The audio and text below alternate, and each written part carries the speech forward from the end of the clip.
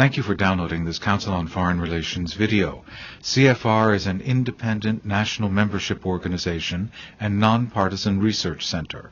For more information, please visit us online at cfr.org. I am Peter Steinfels, and it's my pleasure and privilege to preside over this third session of a fascinating day, this session being on religion, innovation, and economic progress. I'd just like to repeat the ritual request that all of you turn off cell phones, Blackberries, camcorders, whatever makes spontaneous and unwanted noises. Secondly, again, I'll remind you that this session is on the record and it is being webcast live to a larger audience, so you might want to keep that in mind. We have three very distinguished panelists here today. In the program you have, there are much more extended biographies, which you really ought to look at. They're very interesting, but I'll give them very brief introductions here. From right next to me is Timur Kuran, who's a professor of economics, political science, and of Islam and social sciences at Duke University. Among his areas of study are Islamic teachings and economic innovation and the economic lag in the Middle East. Next to him is Lawrence Harrison, who is director of the Cultural Change Institute at the Fletcher School. He is well known to many of us for very extensive writings on the impact of culture and religious values on economic development. And at the end is Robert Woodbury, who's a professor at the University of Texas in Austin, and he has conducted studies of the role of missionaries as a way of analyzing and examining change and diffusion in both economic and political values. I've asked each one of the panelists just to begin not with their larger theoretical picture or their larger conclusions necessarily, though they may want to refer to those, but with a specific concrete example of the way in their work where they have seen the impact of religion and culture, religion primarily, these values on economic change or development. I've said you can give a positive example or a negative example, but if each one of them would give a single or two anecdotes or cases, and then we'll move from there to the larger theoretical structure that they've been working with in their studies. So, Professor Kuran. Thank you. My answer will be both positive and negative, and it will come in, the example will come in two parts, which may seem contradictory. Muslim societies have always welcomed change. If you look at the last 2 centuries, you can see this. 2 centuries ago, nowhere in the Islamic world were there corporations, did banks exist, did stock markets exist, was there standardized accounting. These institutions, these practices have been accepted, widely accepted all across the Islamic world. And in fact, even radical Islamists who oppose various elements of modernity accept these. They don't make an issue out of them. In earlier times, tax systems repeatedly changed. New military technologies were generated. Military technologies were borrowed from abroad again and again. Now, by the same token, certain elements of the infrastructure of the private economy remained stagnant for almost a millennium across the Islamic world.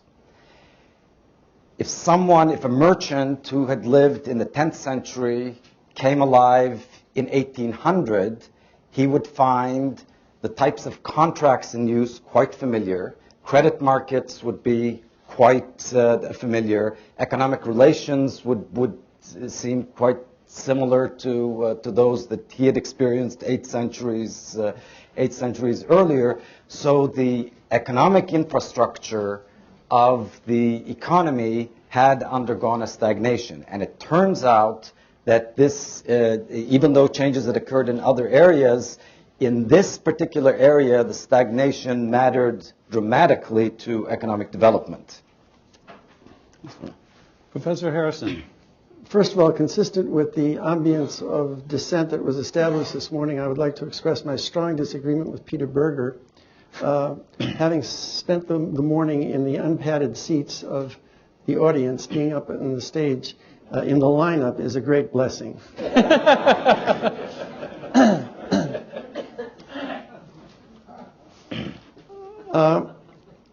I'm going to read a sentence to you which will summarize my case in a general sense, and then I'm going to give you the most immediate example.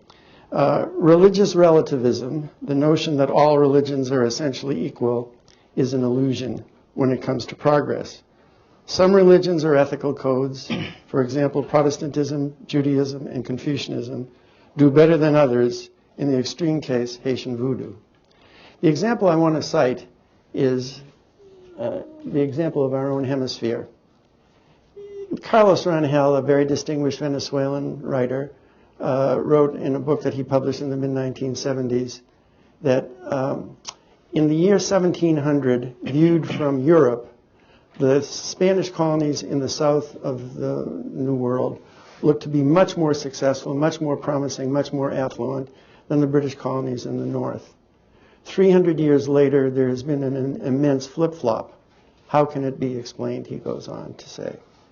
And he answers it in basically the answer that our analysis illuminates. What you have is Ibero-Catholic culture, which is progress-resistant in the sense not only of economics, but also in the sense of social justice and democracy, democratic governance, falling far behind Anglo-Protestant culture in terms of its ability to produce democratic societies. Social justice, certainly in a much greater degree than in Latin America, and a greater degree of prosperity. So that in the year 2008, Latin America, which may well have been ahead of the English colonies in the north in the year 1700, is now perhaps 50 or 75 years behind.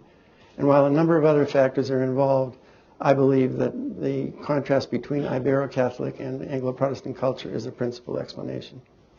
Professor Woodbury. There are lots of things that we think have a secular origin or origin due to technology, which actually have religious origins, and then we forget. One of the things you can look at with that is, for example, the spread of printing and mass literacy. We think that's a technological development, which inevitably leads to newspapers and mass literacy and other things like that. It's not. The early places to have mass printing, or the early places to have significant printing were Germany and Italy and France and Spain. The early places to have mass literacy were Scandinavia, Geneva, the Puritan areas of England, lowland Scotland, New England, Iceland, etc. Not the places with early printing. The spread of printing internationally demonstrates this clearly as well.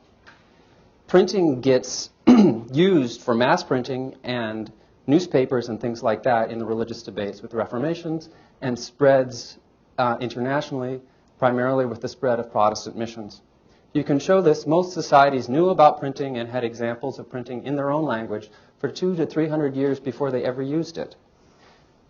The Chinese and the Koreans invented printing, and they had movable fonts, metal type, prior to Europe.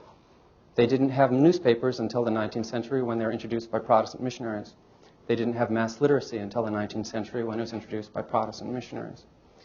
Throughout Asia, the first people to print significantly were Catholic missionaries, but they mostly printed only 100 to 200 copies of their texts, and it didn't overwhelm the copyists, and no one ever copied them.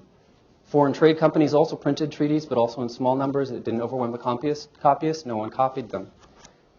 When Protestant missionaries came, they printed so many copies, it overwhelmed the ability to people to copy by hand.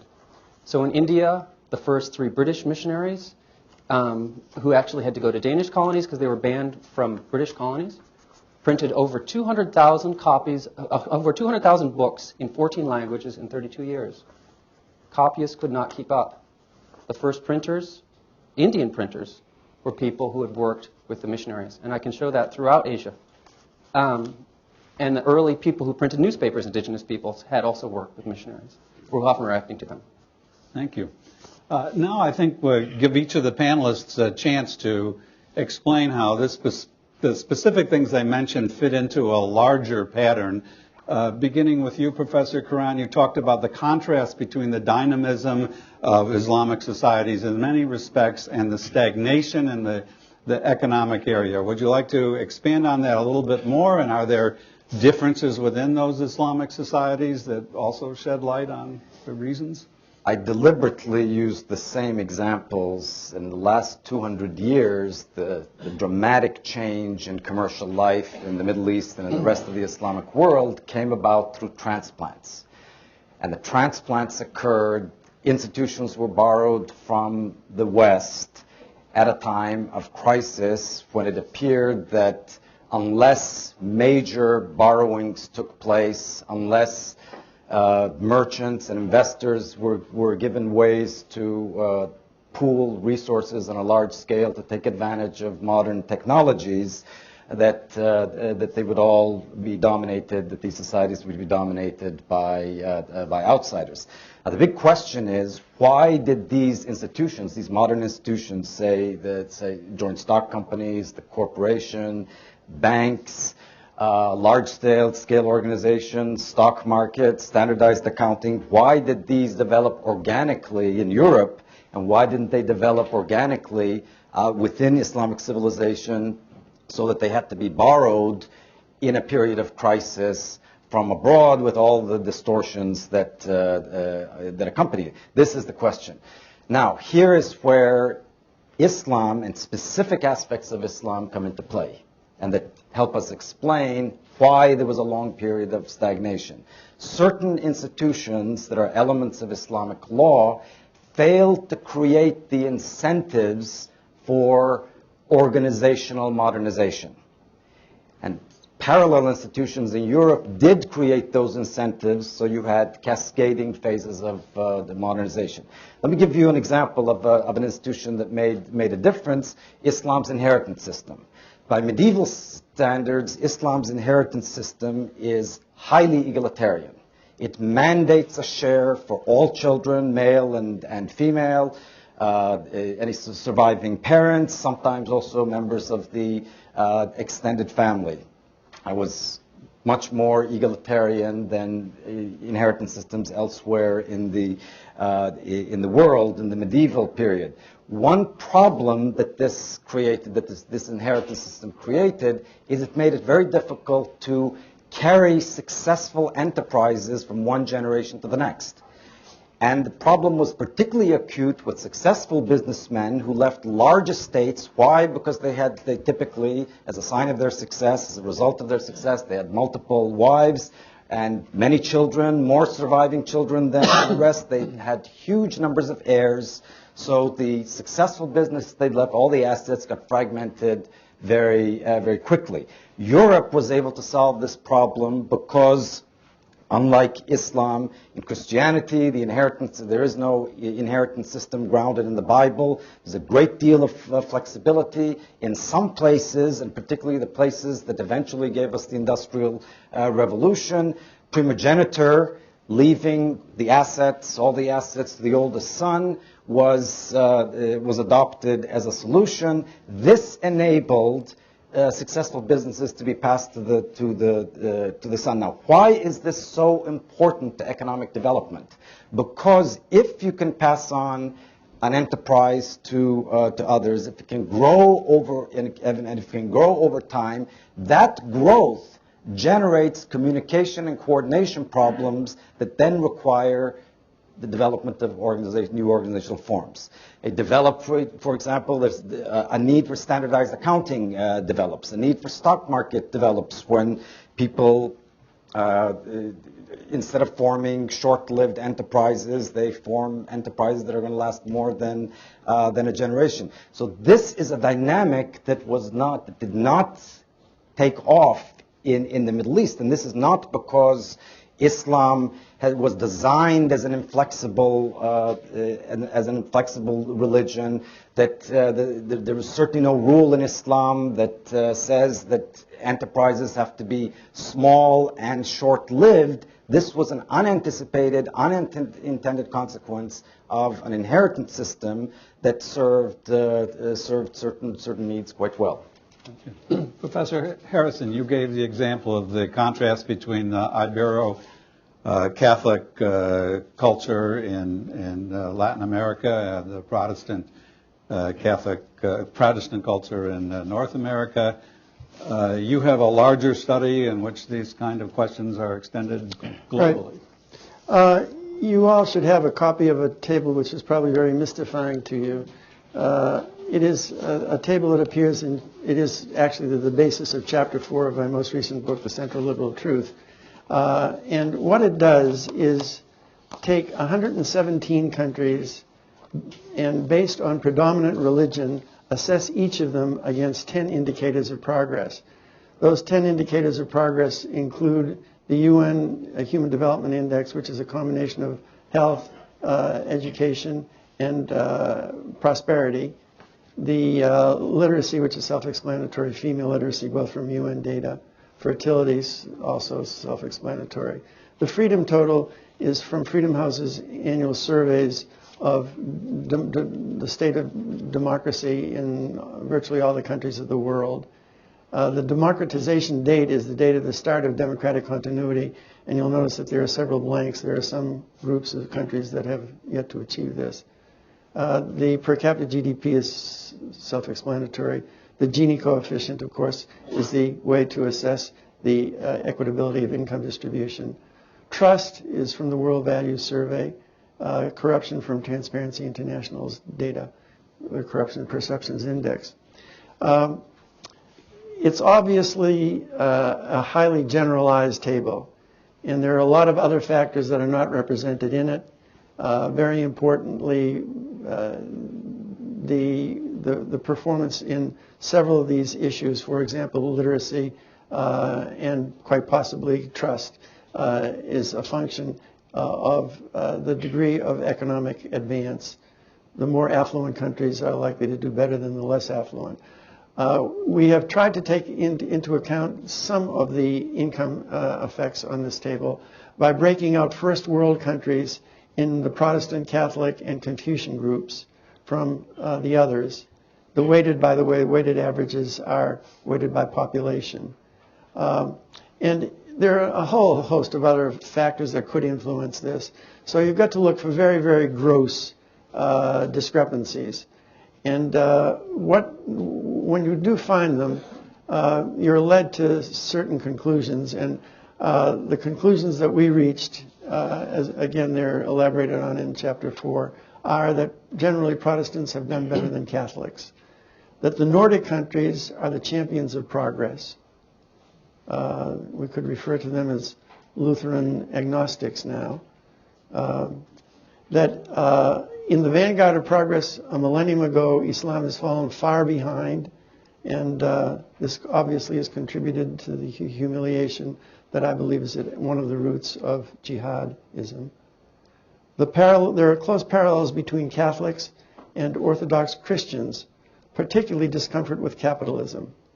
I might add that the most recent Catholic miracles, economic miracles, have taken place in countries, Spain, Ireland, the province of Quebec, that are now referred to often as post-Catholic. Buddhism and Hinduism are not progress-prone. Finally, there is the evidence in this analysis and the analysis that is contained throughout the book, The Central Liberal Truth, that there is a universal progress culture that emphasizes education, merit, achievement, frugality, and community. And these are values that are largely shared among Protestants, Jews, Confucians, Sikhs, and other groups.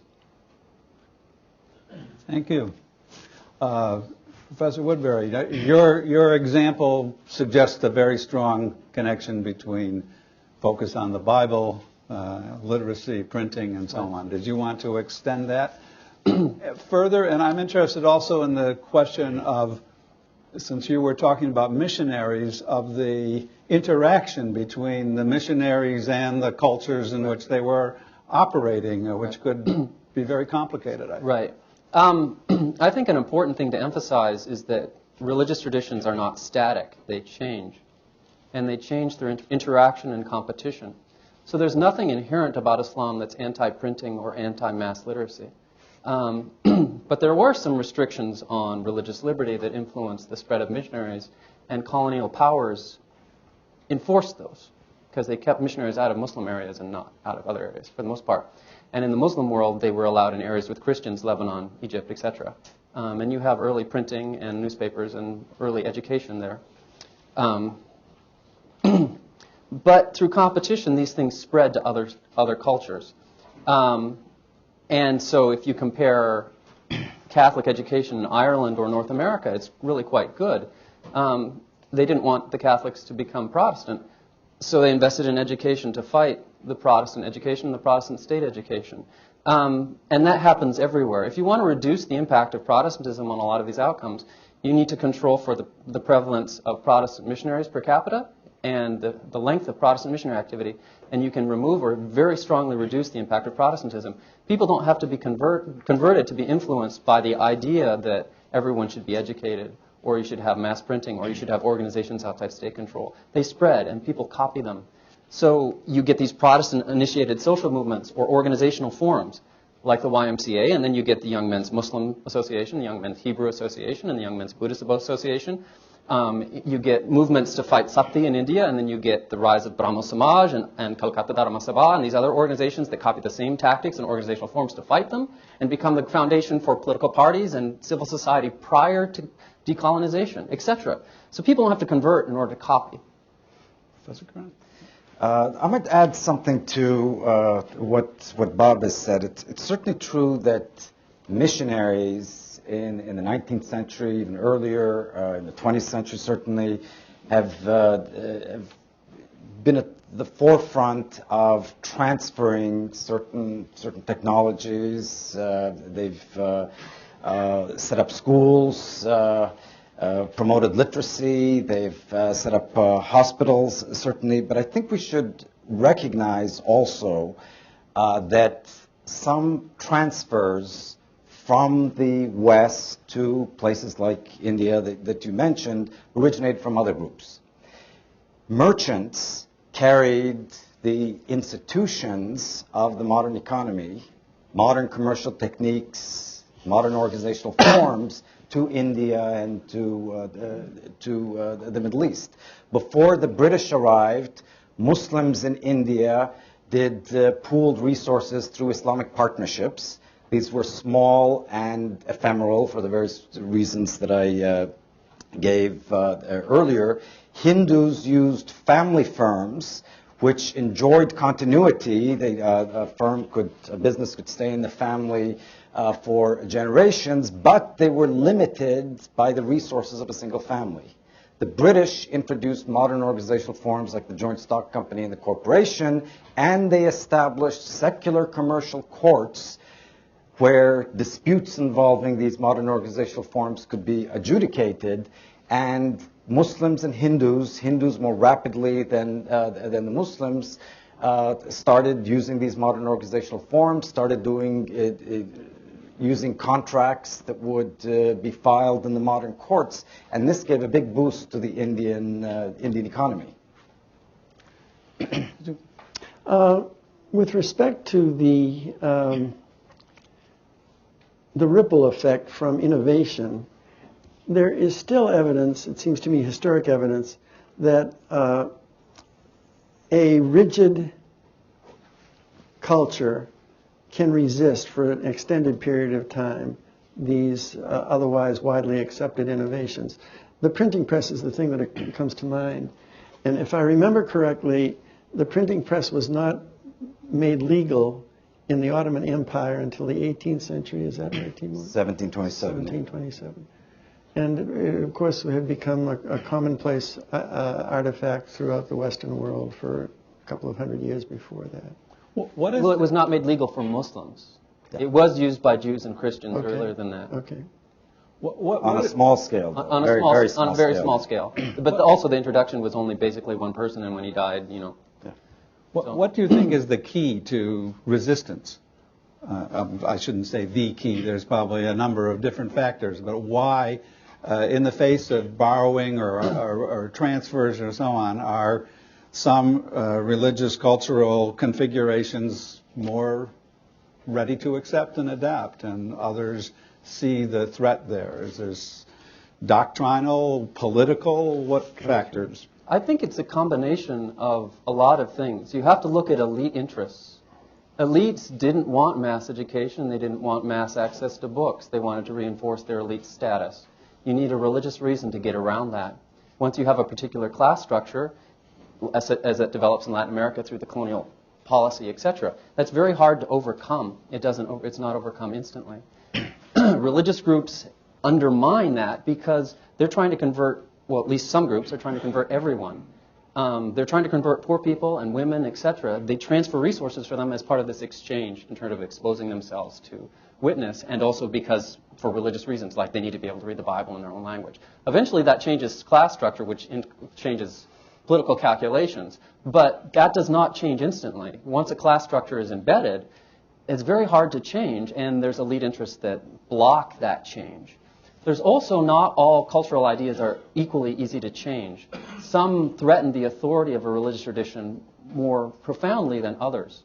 So if you have a law that's provided by Muhammad or provided by God, and then you have the example of the Muhammad and the caliphs and the early righteous caliphs, etc., of establishing a state with a Sharia law, you have to deal with that. You can't just, there's interpretation, but it's something you have to deal with.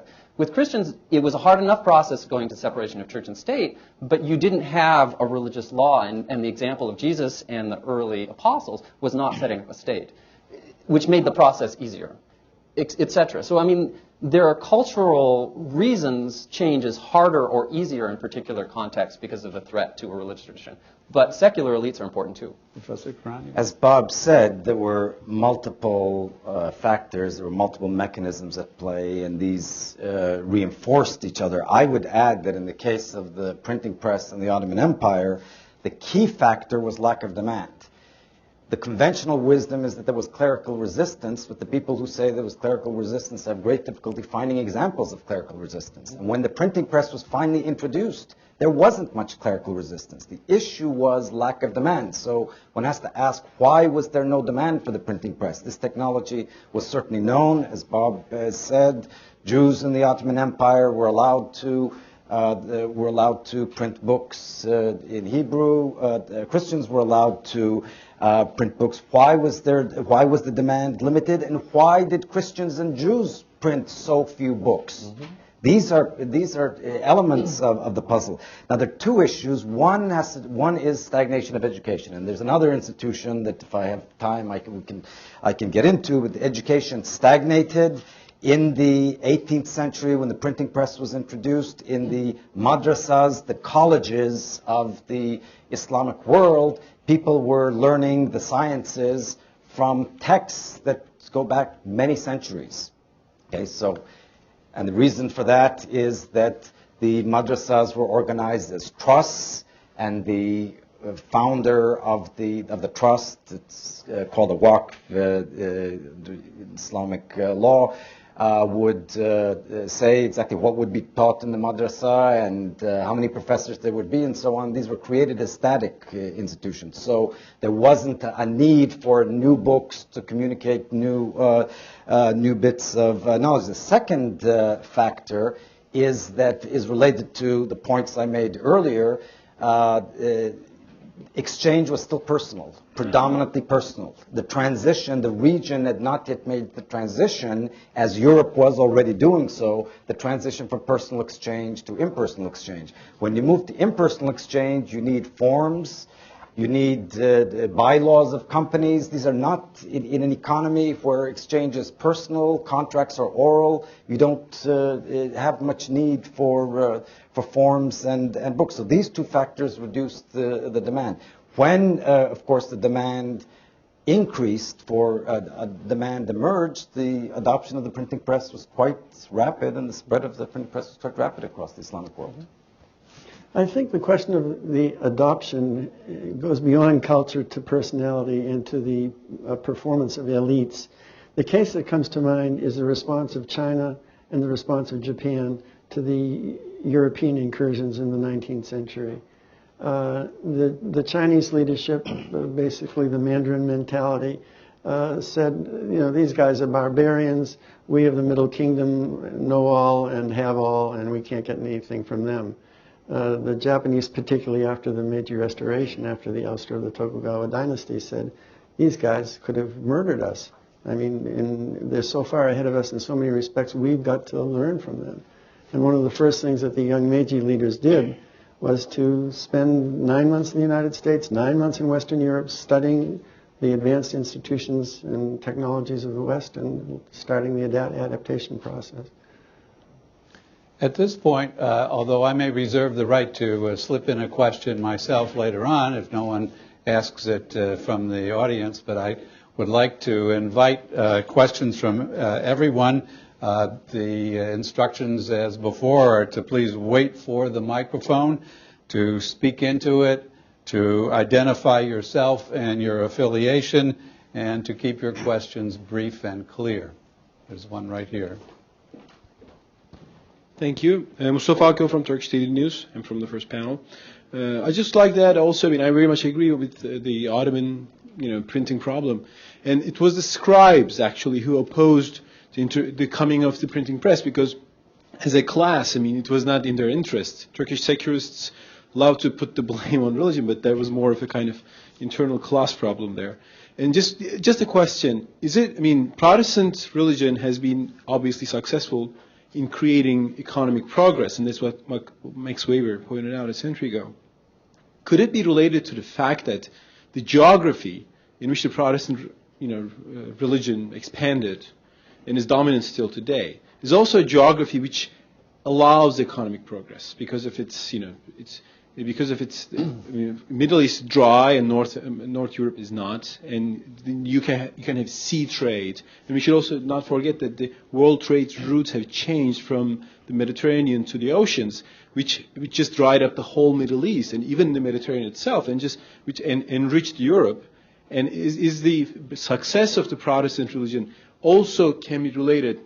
Its theology definitely has a share, but is it also related to those kind of secular elements? And also, would that explain the fall and stagnation of the Middle East? And is it maybe because of not Islam's own texts, but because of the geography in which Islam unfolded? I mean, does geography play also a role in all this?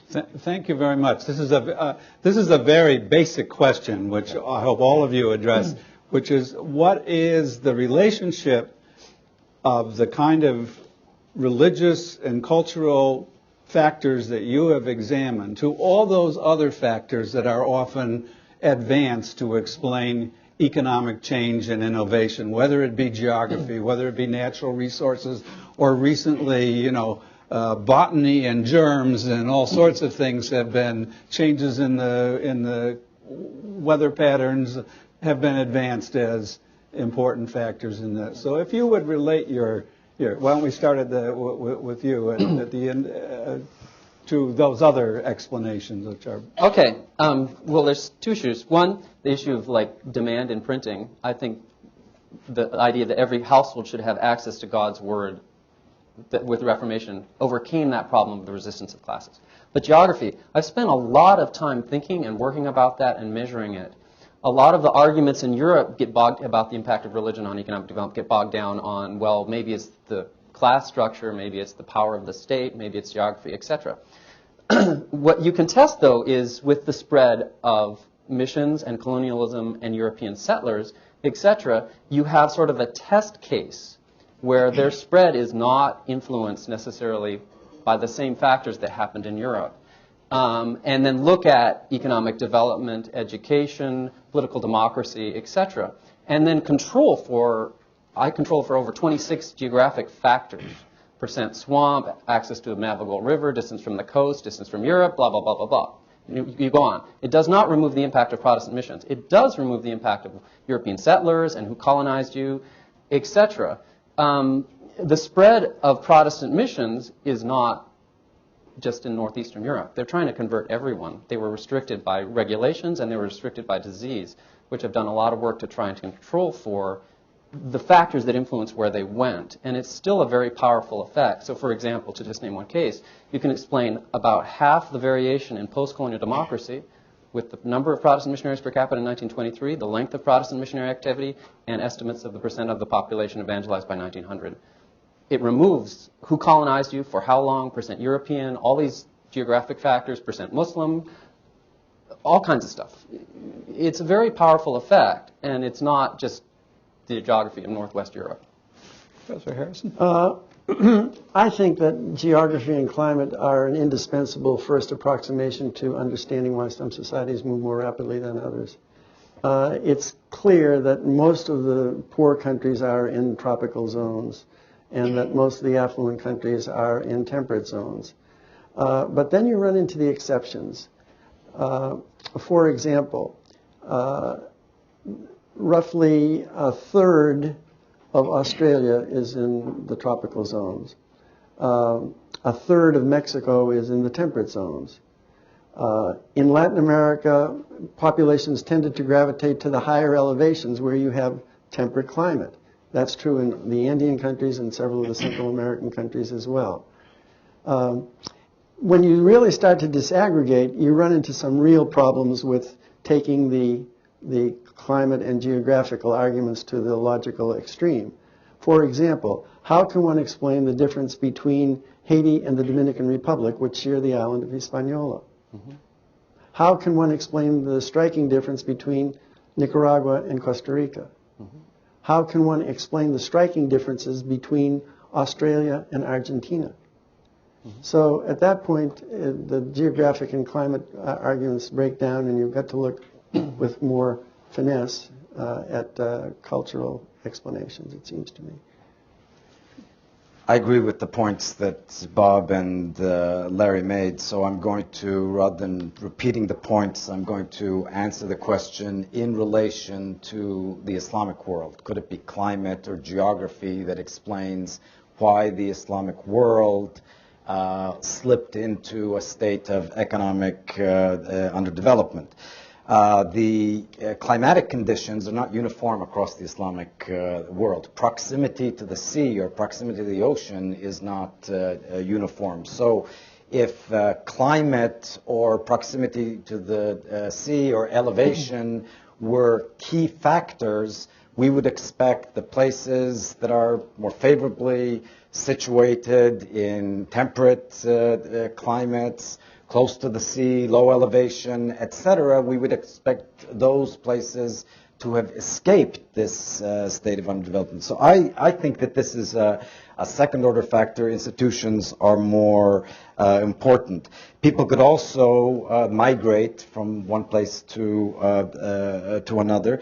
And I would argue that within the Middle East, even in places that have climates that are not ideal, there were periods of great progress. Iraq is a good example. Mm-hmm. Baghdad had a flourishing economy. It was a place that attracted scholars. It was a place where innovations were made, technological innovations. So it's despite the climate. So. Question, me? Yeah. Walter Mead, Council on Foreign Relations. I wonder if any of you would care to be predictive, looking at particularly some of the religious changes that have taken place in the last century, the rise of Christianity in sub-Saharan Africa, rise of evangelical Protestant Christianity in much of Latin America. Should we be fastening our seatbelts and getting ready for major booms in these areas, or do you think that some of the associations that you see in the past may not be as prevalent or as important in the future? Also, do we have to continue to be, say, pessimistic about India, which, according to some of this analysis, looks like it shouldn't be progressing, but seems to be. How does the past project forward in your minds? Professor Harrison, do you want to take a shot at that, or especially Okay, since no, you mentioned the Hindu I'll take a shot at it. With respect to India, we have to be mindful that what lies behind the Indian miracle is a fragment of India's population, a geographic fragment, a cultural fragment, and a fragment that has been powerfully influenced by British values. And I might add a native-speaking English fragment. English is one of the valuable resources, national resources of several countries that have developed very rapidly. Ireland leaps to mind. And so I believe that enough of the democratic tradition has taken root in India, and that I think the British can take some considerable claim to responsibility for. Enough of the education systems that were installed by the British, coupled with some very deep-rooted Indian traditions of entrepreneurship that go back way before the Raj, to leave me quite hopeful, really, about India's prospects. Anyone else want to offer a Professor Crown? It's been said that prediction is pretty risky, especially when it's about the future, and it's particularly risky when the person making the prediction is it's been immersed in economic and political history. But on the basis of the work that I've done, I'm optimistic for the long run. With respect to the Islamic world, I'm optimistic for the long run. I think in the short run, there's going to be more trouble, more turbulence. And we shouldn't expect major economic breakthroughs anytime soon. But why am I optimistic for the longer run? Because all of the institutional obstacles to development of the private economy and development of a strong civil society, these have already been put in place. These exist now in all of the major countries. You have corporations, it's possible to form NGOs that have flexibilities that they would have lacked 2 centuries earlier.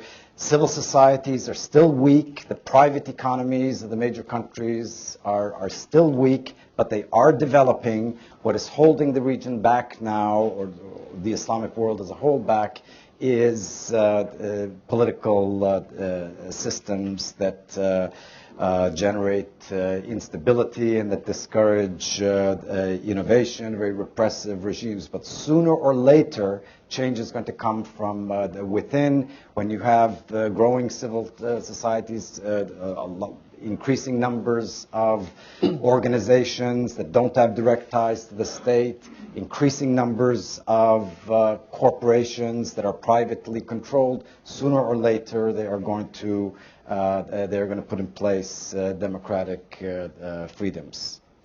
I think religious change takes time. One thing, class structures are pretty much in place. Changing them takes a lot of time. You don't suddenly get a middle class. You don't suddenly change the calculations that elites make. Elites try and keep in power and reinforce their distinction. That's hard to overcome. Cultures also don't change instantly, because they're not just what you think, it's what you think other people think. It's the expectations, it's how the system works. Changing that doesn't happen instantly with the reintroduction of a new religious tradition. It's something that takes time. So that would be relevant to sub-Saharan Africa? Sub-Saharan Africa. I mean, it's not going to instantly become low corruption, high democratic, whatever, because you have a lot of spread of Protestantism and Catholicism as well as Islam. Religious competition is important. Religious liberty is important in terms of transferring some of these things, and one in terms of transferring resources to the poor. When the people who are more likely to defect or convert are the people who are not being serviced by any particular system. So gays and lesbians in the United States or African Americans in the United States, etc., are more likely to convert to other religious traditions. In other countries, poor people, whatever, the non-elite, and missionaries go and work with them. When they do that, then whatever the dominant religion is starts to have to transfer resources towards them. Eventually that changes the class structure. Eventually that changes the calculations that people make. But that takes a long time. It's not an instant thing. Another comment I want to make is I think the British get far too much credit for being a great colonizer. They were as mean and selfish and violent as anyone else. They lived in a different situation. They were forced to allow religious liberty, a separation of church and state in the colonies after 1813 by political pressure. Then, in that same process, they were forced to establish the grant and aid system, the education system, which then they get so much credit for doing. They didn't do it voluntarily. They were forced to do it by religiously motivated activists who were doing this for religious reasons. And then modern colonial abuses also was through that mechanism. I can go into detail. The rise of abolitionism, etc., is directly connected to the non-state missionaries working directly with slaves and sending back information to England, etc. So you can go on. The British were as selfish and violent as anyone else. And before the rise of non-state missions, you have plenty of evidence for it. Other questions? Way in the back there, and then up here. Jim Dingman, Island World Report. How does the panel understand the whole question of syncretism in the modern world, such as Salafism? And in your discussion, while you talk about economic change, there's been a couple of references to the question of outright war and the effect of wars of imperial conquest and colonialism for several centuries. Because we see in West Africa, East Africa, Southeast Asia, etc., manifestations of a political syncretism rising to oppose these movements. And I wonder how you see that factoring into the picture you talk about. And war is certainly a factor both for and against in economic change and development. Mm-hmm. Anyone have any observations about? Yep. I might say, of course, that where religious movements advocate wars, advocate violence, this is just a source of instability, and you're not going to have healthy economic growth in a place like Afghanistan or Iraq until law and order is established. So these religious movements can do great harm. At the same point in time, I'd like to add that most of the Islamists are not pursuing a violent agenda. They do want to, they do have Islamization agendas, but often they're quite compatible with modern economic growth. The Islamists in many countries have embraced modern economic institutions. They've quietly, in fact, incorporated them into their own traditions with forgetting conveniently about the foreign origins. Islamic banking is a good example. There was no bank in the Islamic tradition. There was no such thing as an Islamic bank before the mid 20th century. They've incorporated these things, and they've shown that they can be quite good businessmen. They can invest quite wisely. But the radical fringes of the Islamist movement, or for that matter, other religious movements, are a source of instability. Question here.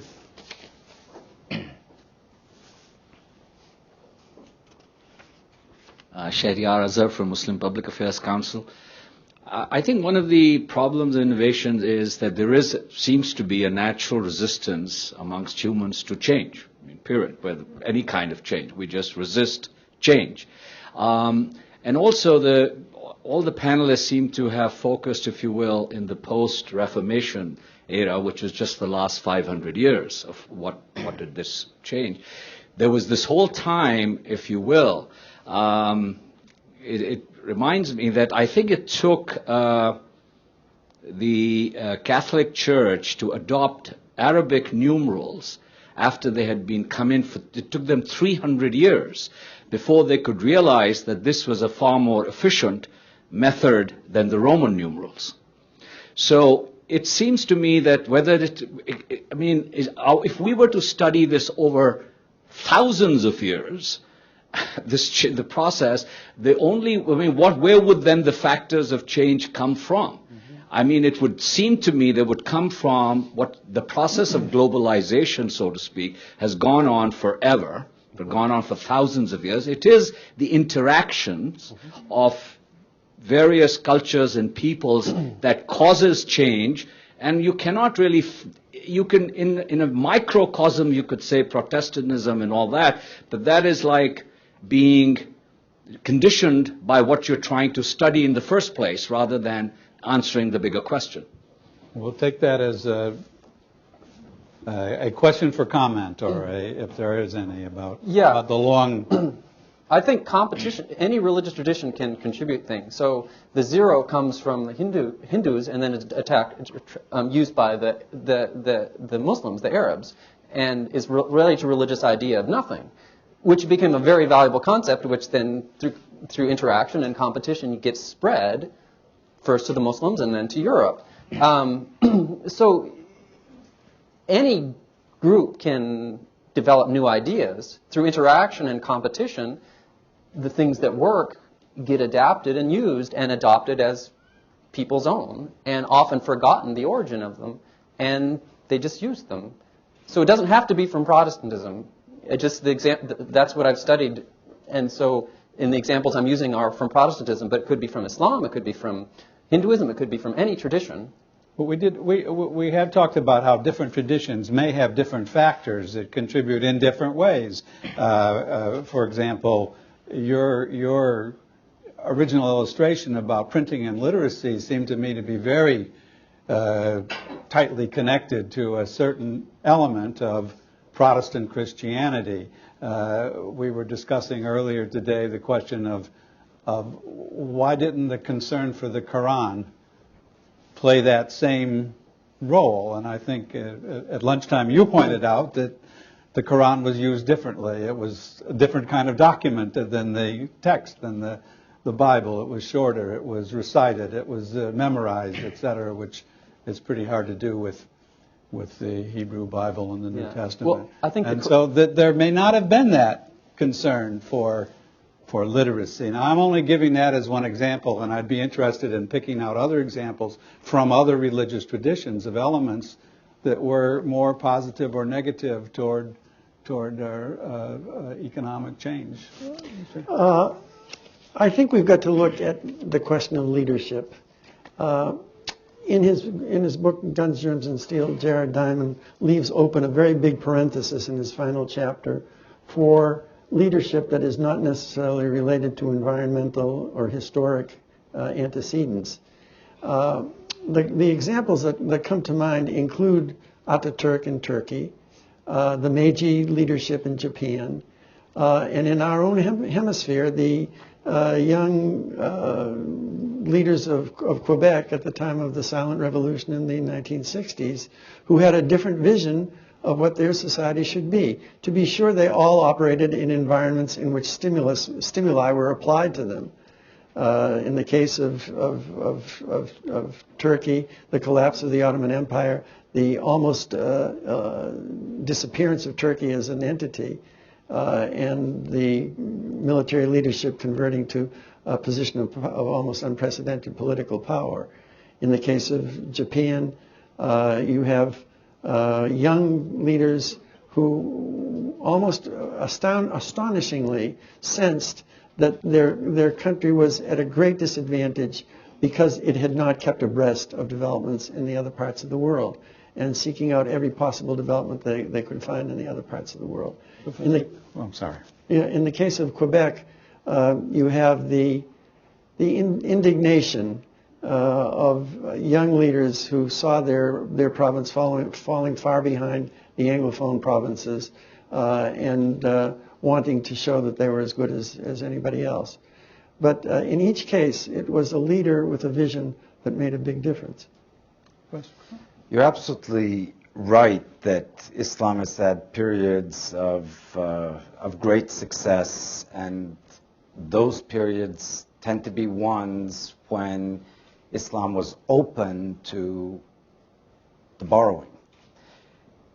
Islamic civilization was a magnificent synthesis because it borrowed from many earlier traditions. Laws were borrowed from the Romans and the Persians and others, and they were then synthesized creatively. They were added to. Technologies were borrowed, and then in other periods also, I've given other examples of borrowings that have taken place more or less seamlessly without creating a major religious crisis. I've also said that Islamists, at least those of them who are pursuing their agendas peacefully, have been quite open to technological change and institutional change. I would like to add a footnote to that comment because it's appropriate here. There are areas in which Islamists are resisting change, and they all have to do with the overarching campaign of Islamism, which is to define and put in practice an Islamic way of life, a distinctly Islamic way of life. So a number of issues have been selected as pet issues, key issues that in the minds of Islamists define the proper Muslim behavior. You either accept those and you're a good Muslim, or you're not a good Muslim, or you're not a Muslim at all. In the economic sphere, interest is one of these. Interest has always been given and taken in the Islamic world, more or less openly in some places, as in medieval Europe. There were various stratagems that were used to get around it. The Islamic banks today take interest as a matter of course, but this is one of those issues. Being committed to the eradication of interest is one of those issues. Gender issues, family issues, these also are elements where Islamists are resisting change, and in those areas, I think they are keeping the Islamic world backward. This is the time I wanted to slip in a question because it follows from that, which is that in looking at possible sources of resistance to new developments, whether from within or borrowed from without, one that seems fairly on the surface is a fear of secularization, namely the eroding of any distinctive way of life. And we have tended to see secularization as not necessarily inimical to carrying on a religious tradition, yet at the same time in Western Europe, certainly, it meant the removal of the economy to a large extent from direct oversight or supervision by religious authorities. And I'm also struck by Professor Harrison's mentions of the Nordic countries as at the high end of his list of successes in terms of the things we're talking about. Is there, in fact, more grounds for resistance based on this fear of secularization than perhaps we have acknowledged?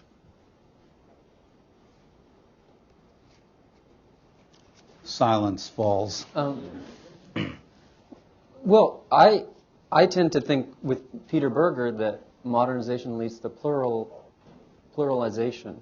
There creates a space for secular people to voice their points of view and mobilize for their types of things, as well as various types of religious groups. That can be a fear. Unless we make Northwestern Europe sort of the example of what inevitably modernism leads to, then we do have secularization as a thing, and that really will scare religious people. I think an argument against, say, the most radical forms of Islamism have to be made on religious grounds. And one of them could be, for example, seeing what's the effect of establishing an Islamic state on Muslim religiosity and belief. If you can show that it undermines religiosity and belief, there will be religious grounds to fight it. But you can't just make an argument on secular grounds because you have religiously motivated people. And people sometimes either if that evidence can be given, or else people sometimes need to experience something in order for it to be undermined. So as long as the U.S. is fighting this thing and trying to undermine all the Islamist groups and whatever, then it can be anti-Americanism and it can be glorified, and we'd have perfection if the Americans just stopped us from, because it's the U.S. fault for stopping all this stuff. Maybe people have to experience. It undermines the desire for an Islamic State in Iran and Afghanistan, at least among the non-Pashtun people, etc. Professor Cran? I can say something briefly. I think among certain groups there is a fear of secularization, but it relates to areas outside of economics. Turkey is, of course, the extreme case of trying to remove religion from public life in the guise of secularization, and there are people who feel that religion should play a role in political life and in education, among others, and in social life as well. But they are not bringing religion into economic life has not been, outside of a few symbolic areas, has not been a big issue. And I think people are where experiments have occurred in Pakistan and Iran to reform the economy along Islamic lines. They've been failures, and they're widely recognized as failures. I don't think there's a fear of economic secularization that has much substance. So, question back over there. Paul Rauschenbusch from Princeton University.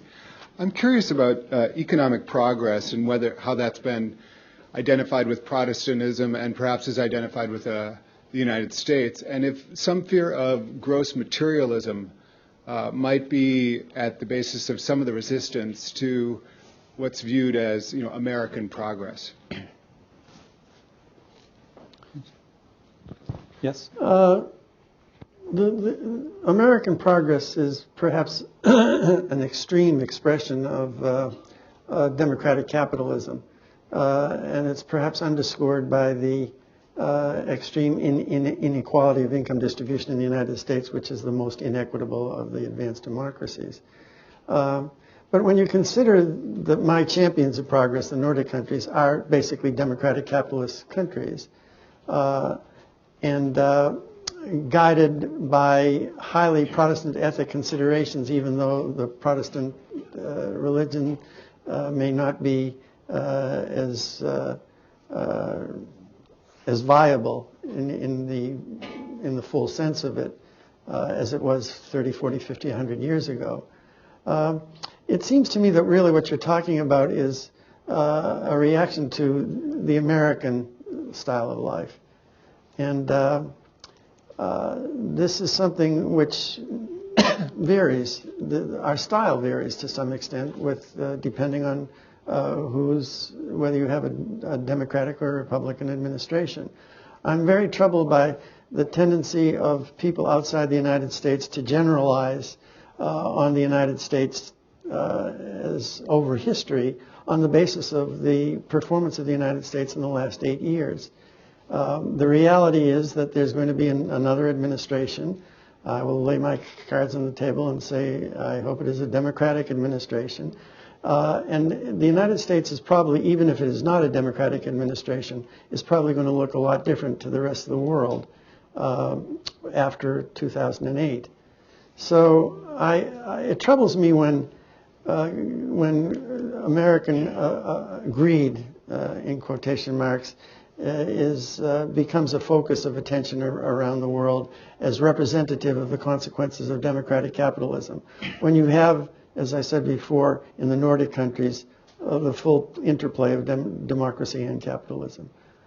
Professor Cron?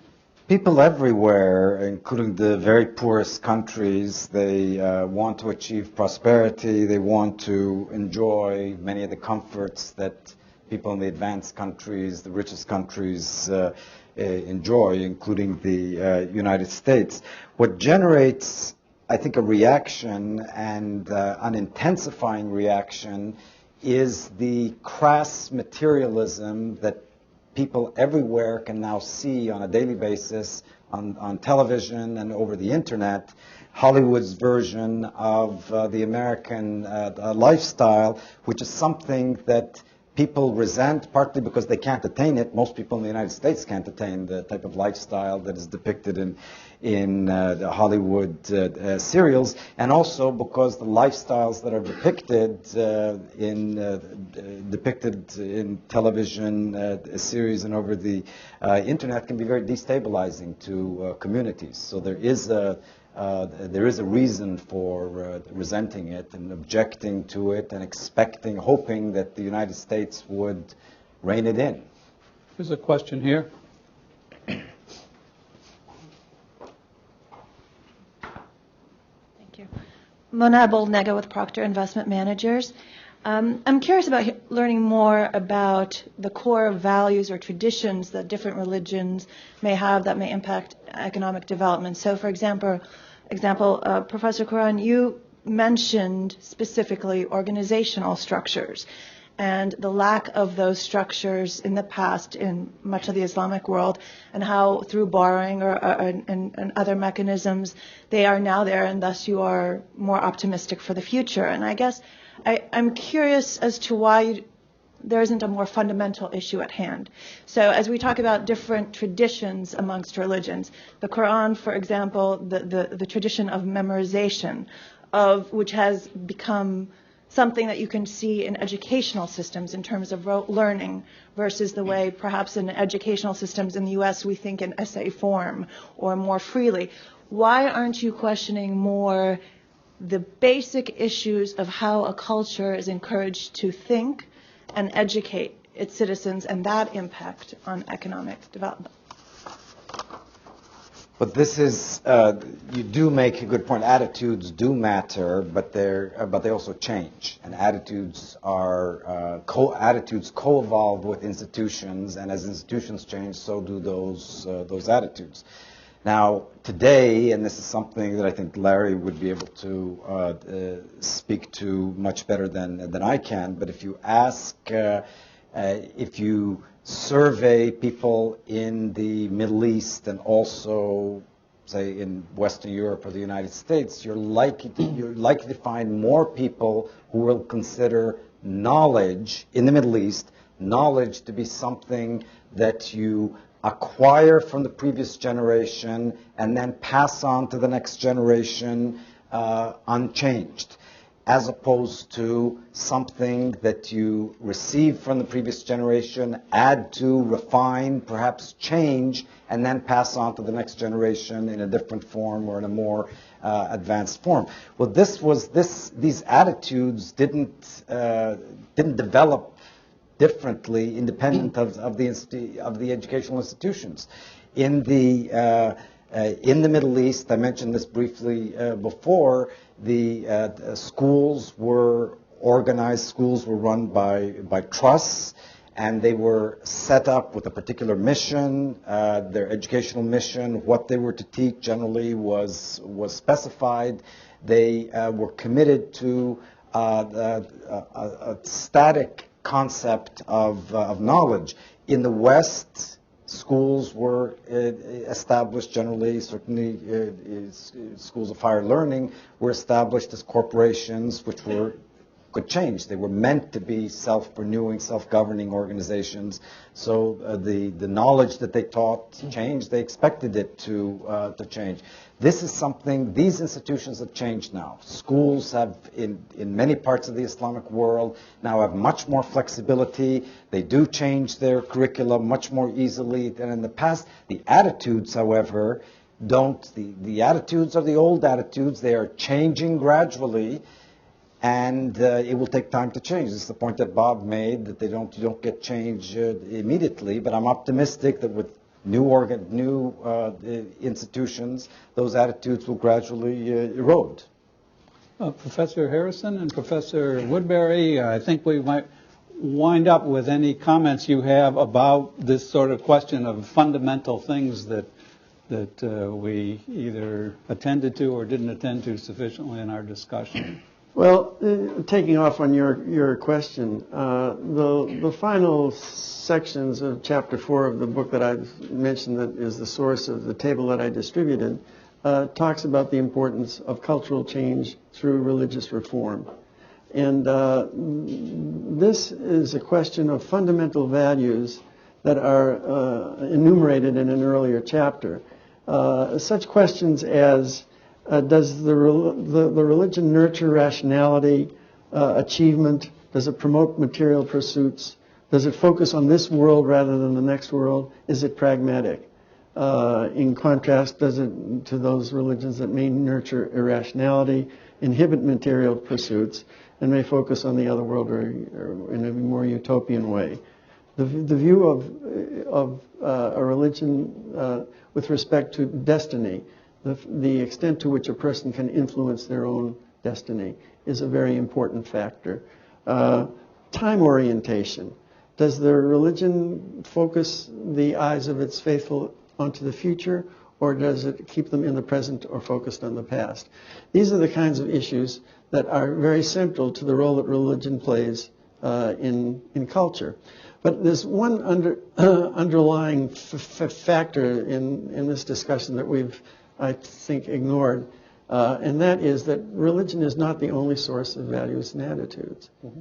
And the culture changes. There is so much compelling evidence of that. This, of course, is why the institute that I direct is called the Cultural Change Institute. And we believe that focusing on cultural change offers some really hopeful opportunities for a better world. Professor Woodbury, just in a minute or so. I would say the focus on memorization, etc., is not just an Islamic thing. That's a traditional thing that was in Confucian society and Buddhist society and Hindu society and probably Christian society and Jewish society, etc. It hasn't inhibited change over time in particular contexts. Jews have been very successful economically, a long tradition of memorization and recitation and looking backwards. Same thing with rationality. A lot of the Islamic arguments, Jewish arguments, Christian arguments, very, very rational, but maybe not focused on scientific experimentation. I don't think these are things are inherently inimical to progress. They do change. I think important factors are more contextual. It's a combination of beliefs and the context and the amount of competition between traditions and class structure and things like that. It's a more complex thing than just a particular belief shaping the outcome of a society. I'm sure you all want to join me in thanking this panel for a superb discussion. Thank you. Very good job. Great to see you, Timur. Excellent. Thank you for watching this Council on Foreign Relations video. For additional audio, video, and transcripts of CFR meetings, as well as expert analysis of international news, please visit us online at cfr.org.